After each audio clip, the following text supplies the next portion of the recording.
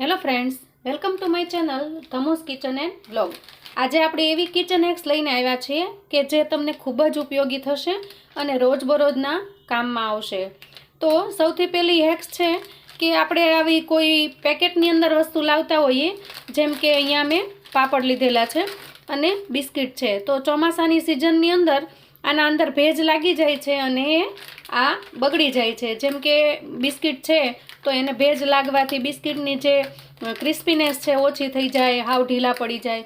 તો આ પેકેટ ખોલ્યા પછી પાછું પેક કઈ રીતે કરી શકાય એવી હેક્સ હું તમને બતાવું. તો આવા ખુલ્લા રહેતા પેકેટની અંદર વસ્તુ બગડી જાય, અંદર નાના મોટી જીવાત ગરી જાય અને આપણી વસ્તુ ખરાબ થઈ જાય છે. તો એના માટે સૌથી પહેલાં આપણે ગેસ ઓન કરી અને આવી ચાકુ લઈ અને એને ગરમ કરી લેવાની. કોઈ પણ ચાકુ છે એને ગરમ કરી લેવાની. મીડિયમ ગરમ કરવાની છે, બહુ ગરમ નહીં કરવાની. અને પછી આપણે જે આ કિનારી છે, જો અત્યારે ખુલ્લી છે તો આ જે કિનારી છે એને આપણે ચાકુ આવી રીતે ચલાવી લેવાની. જો બહુ પ્રેસ નહીં કરવાનું, એકદમ હળવા હાથે. જો થઈ ગયું પેક. એવી જ રીતે અહીંયા જે ખુલ્લી સાઈડ છે એને પણ આપણે બંધ કરી દઈએ. ગરમ કરેલી ચાકુ છે અને બહુ પ્રેસ નથી કરવાની, નહીંતર આપણું જે આ પ્લાસ્ટિક છે એ કપાઈ જશે. એકદમ મૂકી દેવાની સહેજમથી અને સહેજમથી અહીંયા ચલાવવાની છે. તમે જોશો કે આપણું આ જે પેકિંગ છે એ પેકેટનું પેકિંગ પહેલાં જેવું જ સરસ થઈ જશે. જુઓ થઈ ગયું. હવે આમાંથી કશું પડશે નહીં. જુઓ, અને જીવાત પણ નહીં જાય અને આપણા પાપડ બગડશે પણ નહીં. એવી જ રીતે બિસ્કિટના પેકેટમાં પણ બિસ્કિટ, ખાસ તો બિસ્કિટ બાળકો માટે જ્યારે આપણે લાવ્યા હોય અને પછી બિસ્કિટ પડ્યા રહે, બધા બિસ્કિટ તો પૂરા ન થયા હોય, તો આવી રીતે બિસ્કિટના પેકેટને મૂકી અને એને આવી રીતે જેટલું દૂરથી તમારે કરવું હોય એટલા દૂરથી તમારે આવી રીતે ચાકુને પ્રેસ કરી દેવાનું, એટલે તમારું પેકિંગ થઈ જશે. તો આપણું પેકિંગ છે એ બંધ થઈ જશે અને બિસ્કિટ છે એ હવાશે નહીં. જો પેકિંગ બધું જ આપણું બંધ થઈ ગયું છે. તો આ રીતે તમે ચોમાસાની અંદર કોઈ ભેજ ન લાગે એવી રીતે વસ્તુને તમે સાચવીને રાખી શકો છો. તો આવી રીતે તમે ખુલ્લેલા પેકેટને ફરીથી બંધ કરી શકો છો. પછી બીજી હેક્સ છે મિત્રો, આપણી પાસે આવા બાળકોના સ્કૂલ બેગ પડ્યા હોય છે, ઘણી વખત બહારગામ લઈ જઈએ એવા થેલા પણ પડ્યા હોય છે, જે મુસાફરીની અંદર આપણે ઉપયોગ કરતા હોઈએ છીએ. તો એની ચેન ઘણી વખત ખરાબ થઈ જાય અને થેલાની કન્ડિશન ખૂબ સારી હોય, તો આપણને એમ થાય કે આ સામાન્ય ફોલ્ટને લીધે આપણે કંઈ આ થેલાને જાતો ન કરી શકીએ, એને ફેંકી ન શકીએ, તો શું કરવું? તો માનો કે ચેન છે એ ખરાબ થઈ હોય તો તમારે આવો કોઈ મીણબત્તીનો ટુકડો લેવાનો છે. જે માનો કે વધેલી મીણબત્તી છે એ પણ આપણે એકદમ વેસ્ટમાંથી બેસ્ટ ઉપયોગ કરવાના છીએ. આ મીણબત્તી અહીંયા આટલી જ મારી પાસે બચી છે, તો આ જે મીણબત્તી છે એનો જે આ ટુકડો છે એને તમે અહીંયા આ જે સાઈડ છે ત્યાં ઘસી લેવાનો અને એવી જ રીતે આ બાજુની આ સાઈડ છે ત્યાં પણ ઘસી લેવાનો.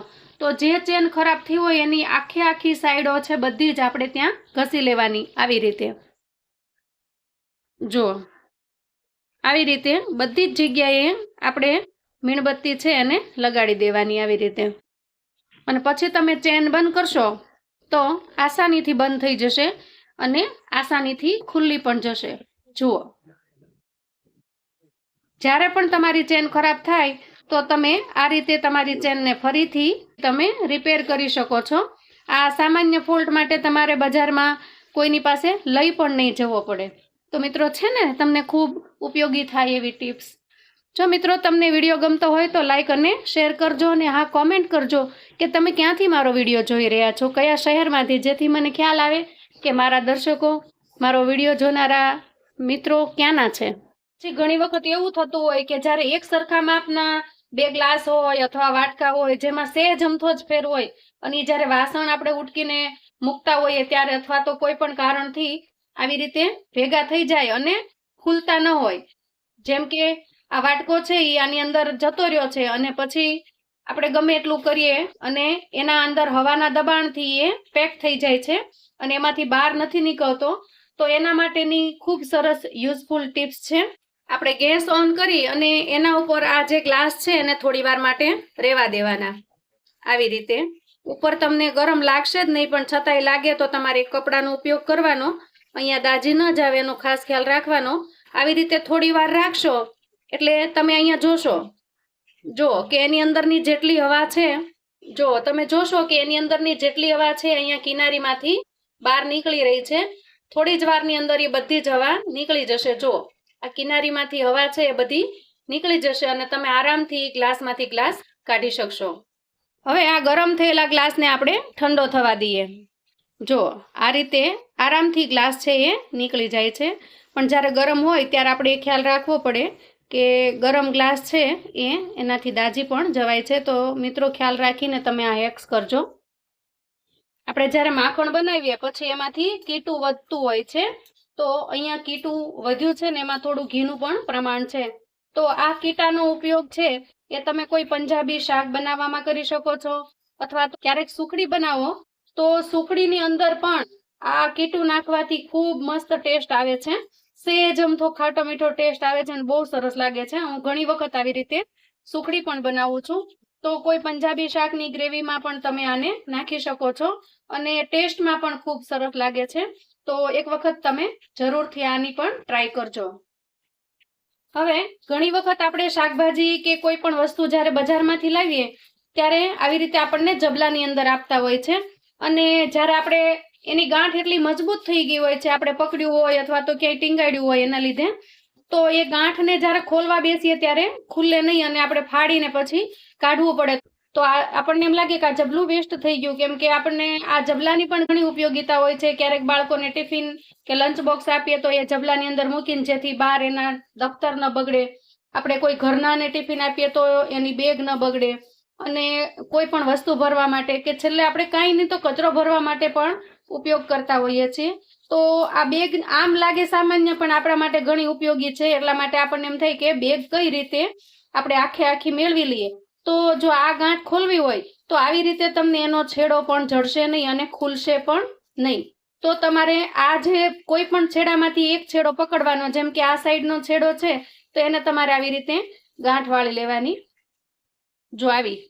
આવી એકદમ ઓલી કરી અને ગાંઠ વાળી લેશો અને પછી એને જરાક અમથી પ્રેસ કરશો તો એની મેળે જ તે અંદરથી બહાર નીકળી જશે. જો અહીંથી નીકળે છે અને તમને દેખાશે પણ ખરી. અને તમે આરામથી એને ખેંચશો એટલે આ ગાંઠ છે એ આરામથી ખુલ્લી જશે અને તમે આખું જબલું આ પ્લાસ્ટિકનું છે એનો ઉપયોગ કરી શકશો.